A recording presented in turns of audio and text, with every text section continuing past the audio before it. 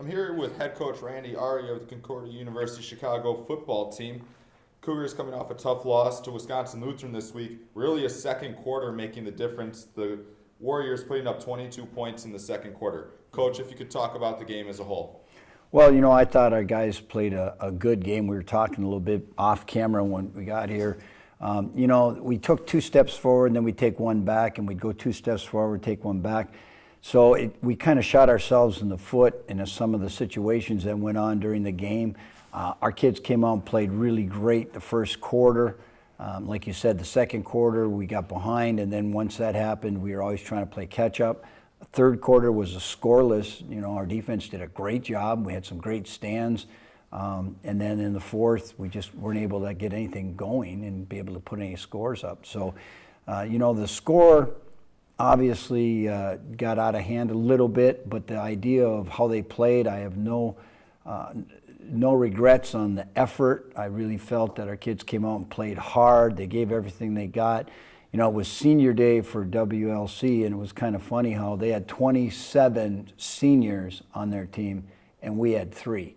So the future of our program, we've got a lot of young guys that we just want to keep working with and have them growing into our program. The biggest problem we had Saturday was our secondary gave up some things, but we've never had the same 4 guys in any of our games in the secondary starting. So we've been rotating people there. We've had injuries, we've had situations where we've not been able to have a consistency back there. And just like an offensive line, if you don't have a group of guys that are working with each other all season, it makes it tough when you're making all the checks and the calls and rotating personnel. So again, futuristically, we're excited about the program and where we're headed. We just got to now put everything together and piece together some more drives, hang on to the ball a little bit more, and continue to keep playing tough defense.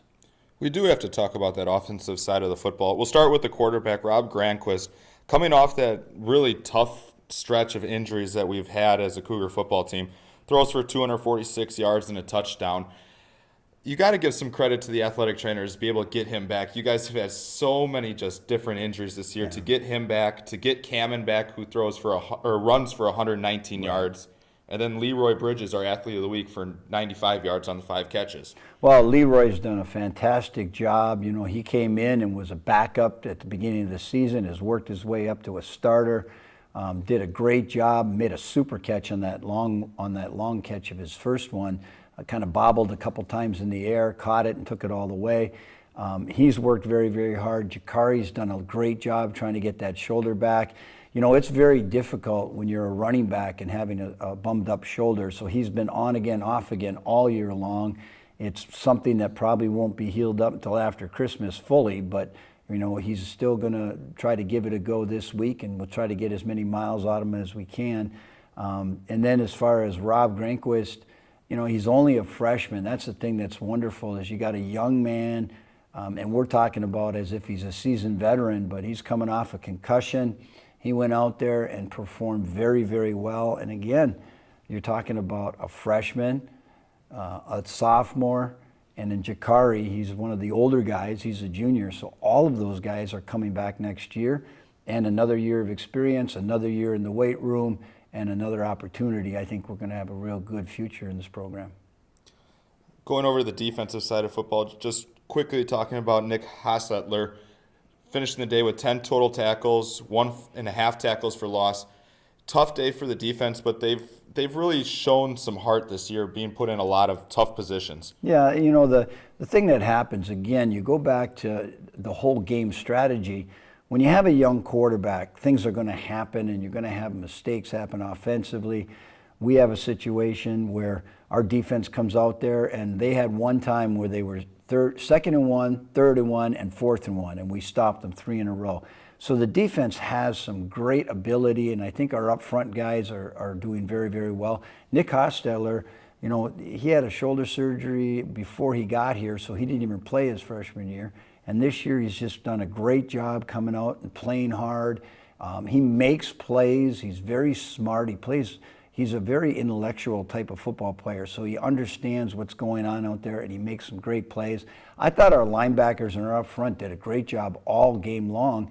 we're weak in an area that we've just been riddled. We've had some injuries, we've done a lot of rotation, and we have 4 freshmen back in the secondary, and the freshmen aren't even the same freshmen we started this season with. So we're very, very young back there, and teams are taking advantage of that fact that we just have young guys playing back there. And after the game, I told our team, I said, we're playing so many JV type football players, and the fact that not that they're bad athletes, they're just young freshmen and sophomores, that eventually this team's going to grow up and be a good football team.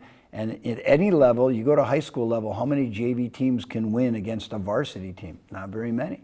Well, we've got 18-year-olds playing against 22-year-olds. So another year from now, another year in the weight room, and like you keep naming names of guys who are going to be back 2-3 years. So we're excited about what's going on, and our kids know it. I think the players understand the fact that, we're just going to have to take some lumps this year, get through the year, and we got one more game. We're playing Rockford, and we're ready to get after it.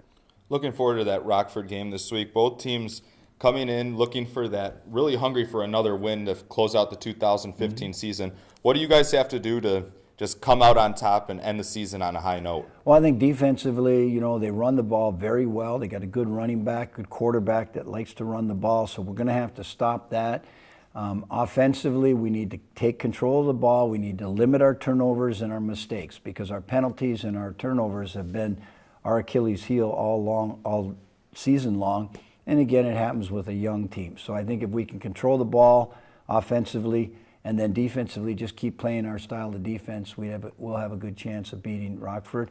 That we're playing this game for 3 seniors, Angelo Turco, Joe Judzinski, and Brett O'Halloran.